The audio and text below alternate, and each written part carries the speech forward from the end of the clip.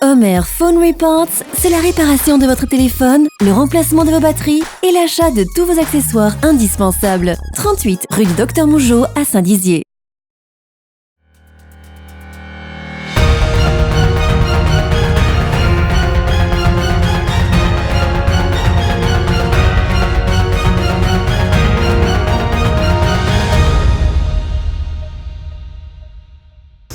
Bonsoir à tous, vendredi 15 novembre, bienvenue dans votre journal week-end et à la une ce soir. À l'occasion des journées nationales des réservistes, nous vous proposons de suivre deux d'entre eux à la BA 113 de Saint-Dizier.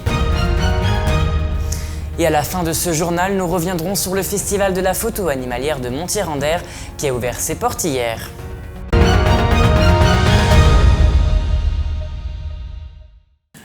En ce moment même, François Cornu-Gentil se trouve à Roche-sur-Marne pour une réunion publique contre la privatisation des aéroports parisiens. Son but, réunir la population afin d'obtenir 10% pour un référendum. Explication au micro de Nicolas Fontaine.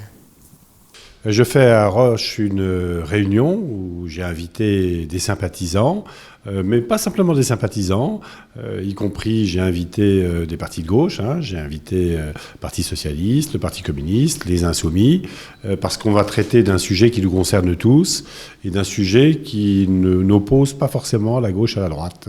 C'est la question de la privatisation des aéroports de Paris, c'est-à-dire de Roissy et d'Orly. Alors, en Haute-Marne, on peut avoir le sentiment que c'est un sujet, dans le fond, qui concerne les Parisiens, mais nous, qu'est-ce qu'on en a à faire ? On ne prend pas l'avion tous les jours. Je crois que c'est une erreur. Tous les Français sont concernés, et les Hauts-Marnais aussi.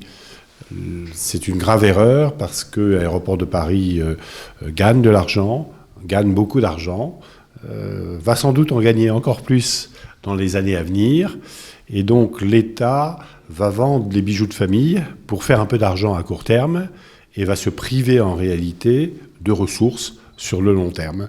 Donc c'est de la très mauvaise gestion et l'argent qui ne sera pas prélevé là, on ira le rechercher dans les impôts des Français, et donc des bragards.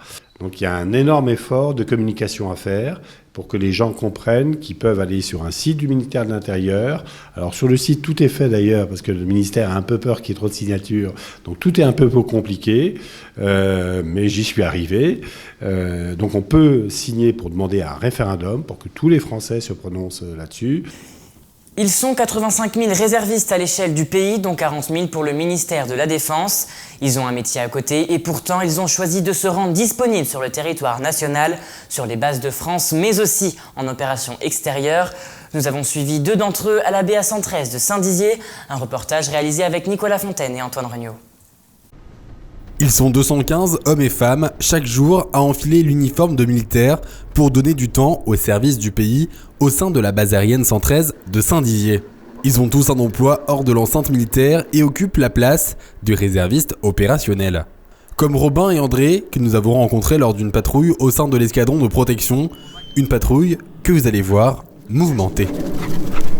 En effet, le poste de commandement vient d'alerter la patrouille de la présence d'un individu non déclaré.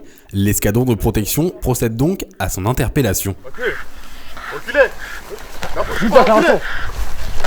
Rassurez-vous, cette intervention n'est qu'un exercice pour ces soldats composés de militaires, d'actifs et de réserves. Donc l'intervention, on avait un individu qui a été signalé donc au niveau du cimetière avion. Donc on est parti avec un groupe d'intervention, de protection d'intervention. Donc c'est un groupe d'environ 5 personnes qui viennent donc pour intercepter l'individu tout simplement. Donc là on a vu que c'était un individu qui n'avait pas de badge et donc on est parti pour l'intercepter. Donc on a fait tout simplement une mise au sol parce qu'on a vu que l'individu était un petit peu récalcitrant. Et au terme de la mise au sol, on a fait une palpation pour voir que l'individu n'était pas armé et n'avait pas de matériaux dangereux sur lui. Alors j'étais chef d'élément, donc lors du trajet pour venir ici, j'ai briefé les éléments de mon GPI, donc de mon groupe de protection d'intervention, afin de leur expliquer quel était le sujet de l'intervention et de quelle manière est-ce que ça allait se dérouler. Alors on a des exercices qui sont très réguliers, c'est vrai qu'on fait ça au moins une fois par jour, par garde, une fois par garde. Néanmoins, des interventions réelles sont extrêmement rares, mais on reste toujours en alerte au cas où quelque chose de ce type se produirait. Fin d'intervention les gars, on attend la BGA. Fin d'intervention pour ces militaires qui attendent la BGA pour Brigade de Gendarmerie de l'Air. Et dans ce groupe d'intervention, André est lui aussi réserviste sous les ordres de Robin. Donc pour l'intervention, j'avais le rôle de transmetteur, donc je transmettais les informations que me donnait mon chef de groupe et celle du chef PC Pro, ce qui nous permettait d'alerter, en fait, de mettre au courant de la situation sur le terrain au chef PC Pro. Parce qu'en fait, en tant que groupe, nous sommes les yeux de l'escadron, du chef. Et lui saura agir en conséquence s'il faut fermer la base aérienne complètement, s'il faut envoyer la brigade de gendarmerie de l'air ou d'autres choses. Je voulais rentrer dans l'armée de l'air précisément, donc en tant que réserve dans un premier temps, parce que je voulais savoir comment fonctionnait celle-ci et puis avoir d'autres connaissances, le fonctionnement, pour ensuite intégrer l'active, j'espère, bientôt. C'est vraiment ce que je souhaite. Donc j'ai passé quelques années dans l'escadron de protection. J'ai parlé avec beaucoup de personnes sur base, avec d'autres unités, et justement ça m'a permis de savoir un petit peu comment ça fonctionnait, d'apprendre les valeurs. Ça nous permet aussi de grandir soi-même et puis d'agir, de savoir comment agir justement par la suite. Lorsque je passerai les tests, on est habillé pareil, on se comporte de la même manière, on est formé aussi de la même manière. Donc vraiment, j'ai pas ressenti de problème à ce niveau-là. Je pense que mes coéquipiers non plus, et puis on a assuré parfaitement l'intervention, donc tout s'est bien passé. Le réserve ne s'est pas fait remarquer dans le mauvais sens en tout cas. Je suis rentré dans la réserve surtout j'étais très attiré par le milieu militaire et je voulais vraiment avoir un premier pas dans le milieu militaire. Et donc ça permettait justement d'avoir ce premier pas et de pouvoir mieux appréhender le milieu militaire pour ensuite éventuellement faire carrière dans ce milieu.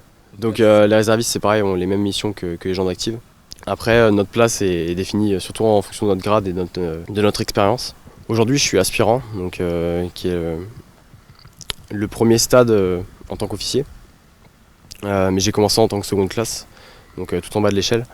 J'ai pu monter grâce à des nombreuses gardes. Donc c'est vrai que je faisais à peu près 90 jours par année. Et ça m'a permis de monter petit à petit, après seconde classe, première classe, caporal, caporal-chef. Et ensuite j'ai pu faire valoir mes diplômes que j'ai acquis dans le civil. C'est pas forcément une suite logique, je pense que c'est plus une réussite effectivement. Et un accomplissement, c'est vrai que c'est valorisant de savoir que sa hiérarchie nous appuie et nous permet de passer à un grade d'officier. Et ça nous permet effectivement d'avoir un peu la reconnaissance des gens d'actifs et de pouvoir au final mieux les commander entre guillemets. Je pense que ça permet, comme je disais, de grandir les personnes. Donc vraiment, une personne qui rentre un petit peu jeune en état d'esprit, l'armée permet de grandir et de s'affirmer. Ensuite, on apprend des valeurs en entrant dans l'armée. On ne les a pas forcément au début, il faut quand même avoir une vision de comment ça se passe. Donc notamment, l'armée pour moi c'est vraiment la rigueur, le respect de la hiérarchie, des uns et des autres. C'est déjà des valeurs qui sont très importantes et qui commencent à se perdre malheureusement dans la société actuellement. Et ça permet vraiment de cadrer ces personnes-là. Ça nous donne aussi un sens du devoir, hein. On appartient à un pays quand même. Il nous donne des choses ce pays, donc on a quand même un dû envers notre pays et ça permet aussi de contribuer à la force, à la défense de notre pays. Donc c'est quand même important ces valeurs-là d'aguerrissement de la personne comme je disais, mais aussi de toutes nos connaissances. Donc ça nous permet d'évoluer, c'est bien. Pour ces militaires, c'est d'abord le goût de l'engagement qu'ils satisfont au profit de la sécurité de la base aérienne et de ses agents en tant que fusiliers commando 24 heures sur 24. À ce jour, 25 postes de réservistes sont vacants sur la BA113. Alors, pourquoi pas vous ? Le Festival international de la photo animalière et de nature de Montier-en-Der a ouvert ses portes hier pour la 23e année consécutive. Des milliers de photos y sont exposées, mais c'est aussi l'occasion de faire passer un message fort. Il faut sauver la biodiversité. Un reportage de Antoine Regnault et Nicolas Fontaine. 2000 photos, 15 sites d'exposition, 100 photographes, voilà ce qu'il vous attend au Festival international de la photo animalière et de nature de Montier-en-Der jusqu'à dimanche. Un thème, celui de la forêt, qui fait écho à la biodiversité, mettant en avant la beauté de notre planète, mais aussi ses fragilités, comme l'indique l'ambassadeur français à l'environnement. C'est très beau ces photos qu'on voit ici, d'animaux sauvages partout dans le monde. Les gens qui voient ça, évidemment, ils ont une émotion. Ils sont sensibilisés et derrière, le festival adresse un message. Le message, c'est de dire que la biodiversité est en danger. Elle est très en danger en réalité. Les scientifiques nous ont encore récemment dit que 60 à 80% du monde sauvage a disparu au cours des 40 dernières années à l'échelle de la planète. La vie sauvage est menacée dans le monde entier et il faut sensibiliser à la cause. Là aussi, tout l'intérêt de ce festival qui accueille 40 000 visiteurs. Je trouvais que j'avais pas ma place dans un festival nature. En fait, c'est mon père qui est ornithologue et qui, lui, a eu sa place ici ou à Namur, l'équivalent en Belgique. Et m'a dit, tu devrais proposer tes photos à Montier parce qu'il y a quand même une interaction entre l'humain et la nature. J'ai envoyé mon dossier, ma candidature. J'espérais pas être pris. Et puis un jour, je suis arrivé à la maison et dans ma boîte aux lettres, il y avait le sésame. Et ben voilà, j'ai eu la chance d'exposer. J'ai un immense stand comme un professionnel alors que je suis qu'amateur. En fait, j'essaye de faire passer le message que si on ne prend pas conscience de l'urgence de prendre soin de la nature et de changer notre mode de vie, la nature trouvera une solution à notre place. Donc c'est ce que j'essaie de faire passer, que la nature, on peut construire des murs en béton, des voitures en métal. Après quelques années, ça finit toujours par rouiller, par se dégrader et à se faire oublier. Montier, c'est avant tout un festival de renom qui attire toute la profession. Je suis photographe amateur, en particulier sur de l'animalier et sur de la nature. Donc voilà, pour voir ce qui est proposé, présenté.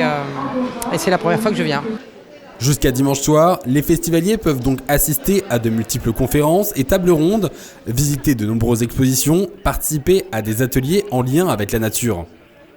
Et pour venir au festival de la photo, une ligne de transport régulière circulera entre Saint-Dizier et Montier-en-Der, ainsi qu'un service de transport à la demande entre les communes de Chevillon, Vassy et à destination de Montier-en-Der.